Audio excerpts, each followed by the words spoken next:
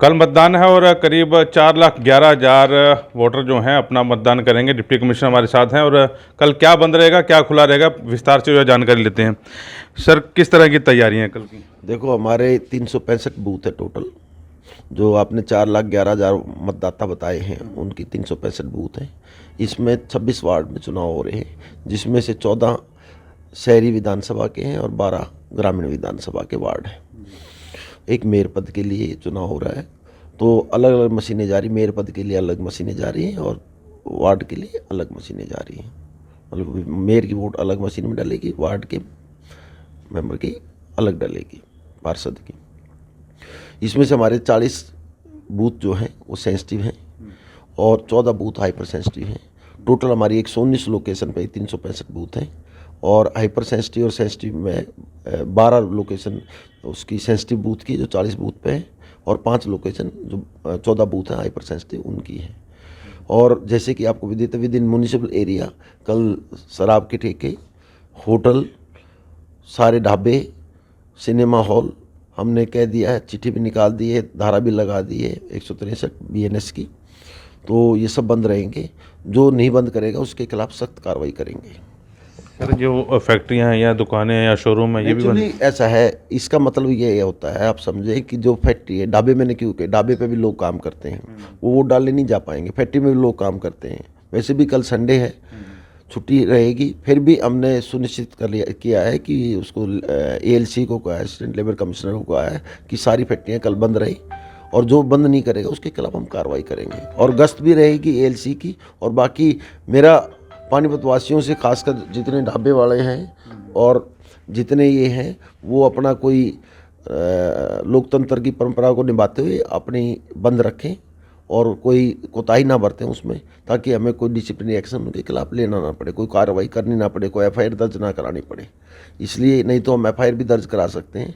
तो इसलिए मेरी उनसे विनती है, सभी हर वो दुकान, हर वो ढाबा जहाँ पे आदमी काम करते हैं, जैसे सिनेमा हॉल है, वहाँ पे भी आदमी काम करते हैं, तो इसलिए सिनेमा हॉल भी बंद रहेंगे।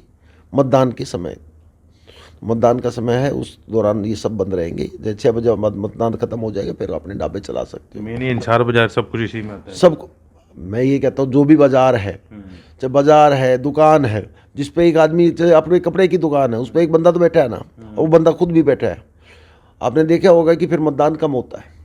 तो मतदान को बढ़ावा देने के लिए, वैसे भी जब छुट्टी है, विद इन MC एरिया की फैक्ट्री बंद करने की बात कह रहे हैं हम, MC लिमिट से जो बाहर है, फिर आप मेरे को फ़ोन करो जी वो वहाँ चल रही है, डार फैक्ट्री चल रही है या पुलिस लाइन के पास फैक्ट्री चल रही है, तो वो तो चलेंगी।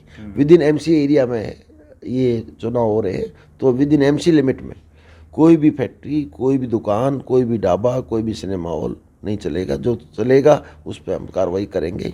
सर, कोई ऐसा भी प्रावधान है जैसे दुकान पे लेबर लगी है, अपना वोट डालने के बाद वो खोल सकते हैं, या बिल्कुल ब्लैकआउट करेंगे? ऐसा है, ये नहीं कि वोट डाल के न वो खोल ले, उसमें भी दिक्कत रहती है कि जी मैं तो डाला, भेज दिया था मैंने, तो वो बात बनती नहीं है। तो ये तो चुनाव मतदान के समय तक बंद रहेगा। वैसे भी संडे को बंद रहते हैं, तो उसमें एक दिन में बंद रखने में क्या फ़र्क पड़ता है? क्योंकि सर वोटिंग प्रतिशत कम हुआ है, अब करनाल में भी, सोनीपत में भी। नहीं, हमारा प्रतिशत जो 40% रहा है, हमारा 60% के आसपास जाएगा। हमारा मतदान प्रतिशत बढ़ेगा।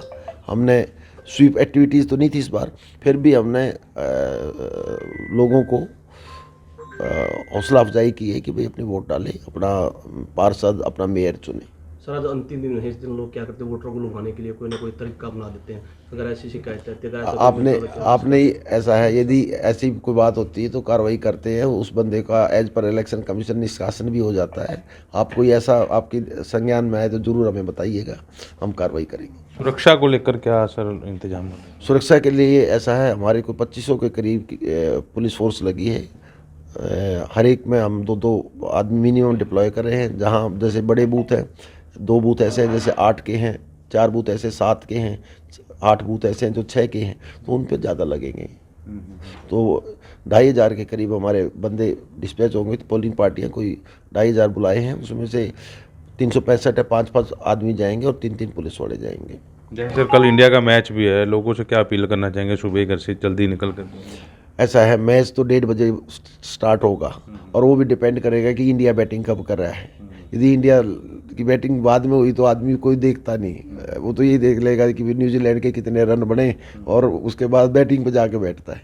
पिछली बार भी आपने देखा होगा कि जब ऑस्ट्रेलिया बैटिंग कर रहा था तो दर्शक संख्या थी 40 करोड़ के आसपास, और फिर जैसे ही इंडिया की बैटिंग आई दर्शक संख्या हो गई थी 62 करोड़।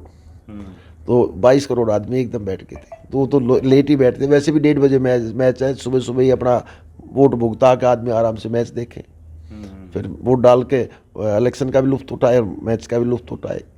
तो मेरी तो यही पानीपत जनसाधारण से, पानीपत की जनता से निवेदन है कि अपनी वोट सुबह सुबह निकल के भुगता के अपना मैच देखें। धन्यवाद। चलिए, डिप्टी कमिश्नर हमारे साथ थे और अपील यही है कि सुबह घर से जरूर निकलें और वोटिंग प्रतिशत को जरूर बढ़ाएं, क्योंकि पानीपत में सबसे ज़्यादा जो है वोट होता है और इस बार उम्मीद करते हैं कि आप लोग जो है ज़्यादा से ज़्यादा वोटिंग करेंगे। सूर्य शर्मा के साथ कुलवंत सिंह।